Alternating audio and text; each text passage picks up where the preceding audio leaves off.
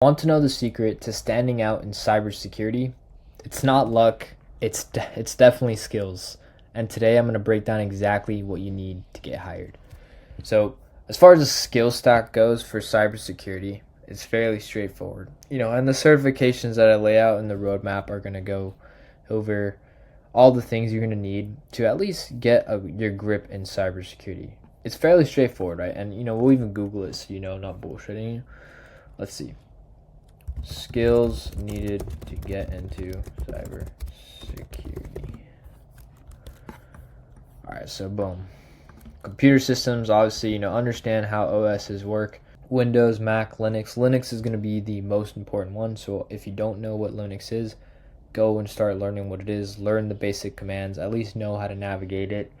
And then you'll be good to go. Networking, you don't have to go too depth into detail on how networking works, unless you're going to be a network engineer, network architect, something like that. But you do have to understand the protocols, the OSI layer, 7 layers of OSI, and how networks generally tend to work from point A to point B. Things like Wireshark, intercepting packets, understanding the different protocols, HTTP, TCP, UDP, HTTPS, DNS. Dude, there's like so many out there that are that are part of networking. You just got to know them. Generally, you don't have to really know them that in depth. Risk management, important. This is assessing threats, categorizing them, picking the severity, and then this is how you prioritize which ones you go after first, second, third, etc. Incident response, important to know the steps in incident response and how an incident response situation would play out.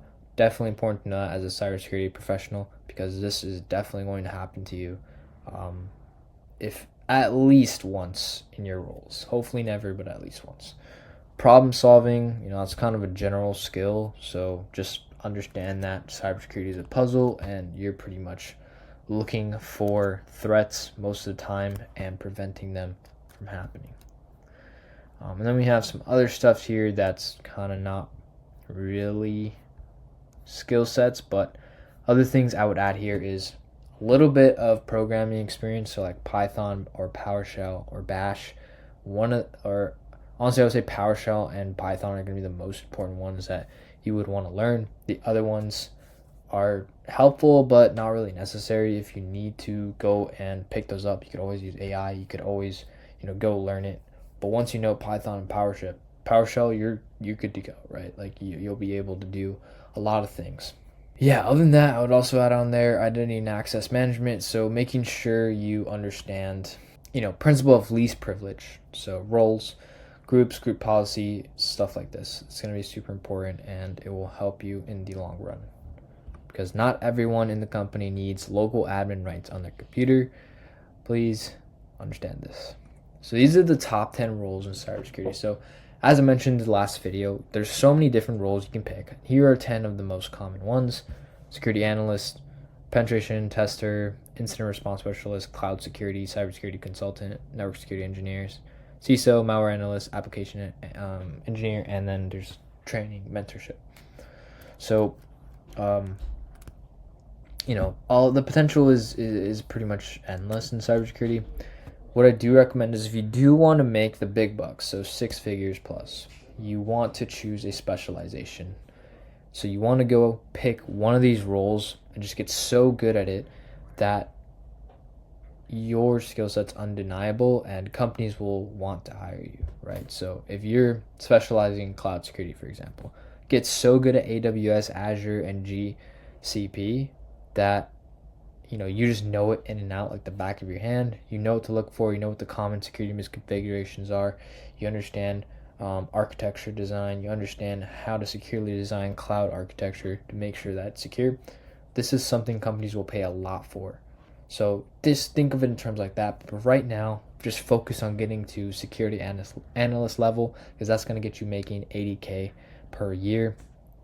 And then from there, when you're in your job, making a nice cushiony paycheck, you can decide where you want to go from there, and you'll have the money to further increase your certifications and also education. So that's pretty much the skills you need, right? And if you're overwhelmed at this point, you're like, oh man, that's so many skills. I don't know how I'm gonna learn it all. Just focus on the roadmap. That's why I made it. That's why I have it for you. The roadmap literally walks you step by step on everything you need to know, lays it out week by week, day by day, what you need to be doing, what you need to be learning. And by the end of it, you will have everything you need to land an entry level role. And so, analysts need basics, right? Networking, Linux, tools like Wireshark. Pen testers dive more into scripting, exploitation. Python's super huge with these guys, and platforms like Kali Linux. So incident responders are going to master more like forensics and quick thinking, problem solving, understanding how an incident occurred from point A to point B, stuff like this. Engineering like DevSecOps or cybersecurity engineering or automation engineers, something like this.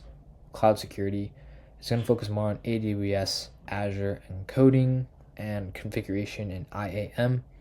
And so it depends on which path you go, but for security analysts, which is what you're going for right now, just use the roadmap. It's going to get you there. And in the future, I might even have different paths and specializations and roadmaps for those. If that's something you guys are interested in, please let me know. But for right now, the roadmap is going to be your guide. Just stick to it, and you will get there.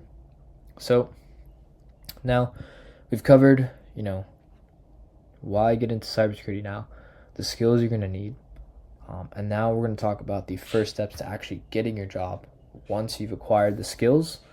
And I'm going to talk about a couple strategies here in the roadmap. I do have some strategies in there as well. And let's go ahead and get into it. Peace.